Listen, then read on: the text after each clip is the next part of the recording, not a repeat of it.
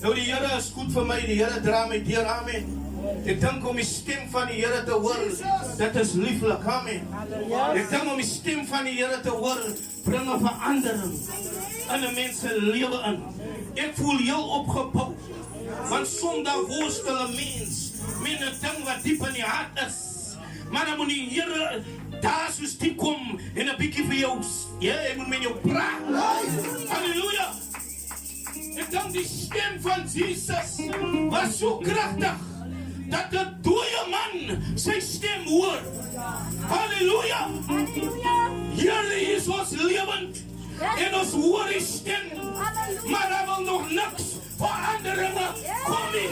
En daar wil sy sê, die Here het met jou gepraat, die Here het jou gesê, maar Here, as ons so kyk, dan sien ons, sy verstaan nie meer die stem van die Here nie, want Jesus' stem het 'n dooie situasie lewend gemaak.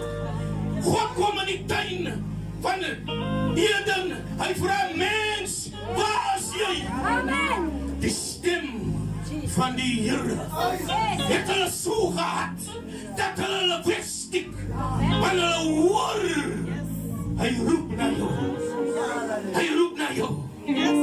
Moses hoor die stem, Samuel hoor die stem, Samuel gaan na Eli toe, het iemand geroep, Eli besef, dat as hy sy stem nie, maar hy sy stem, wat die jong man wakker, gemaakt het.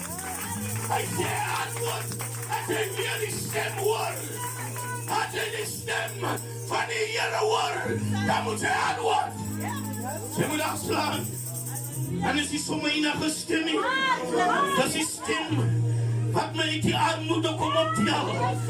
Dat is die stem wat my disappointment opgetel. Dat is die stem wat vir my 'n vader kom voort het, toe wat niemand 'n kans sien vir my nie. Halleluja. Jesus vra, waar is hy? Kan ons nog daarvoor 'n dooie situasie staan? En sê, Lazarus, staan op. Kan ons 'n stem nog iets wakker maak binne in mekaar?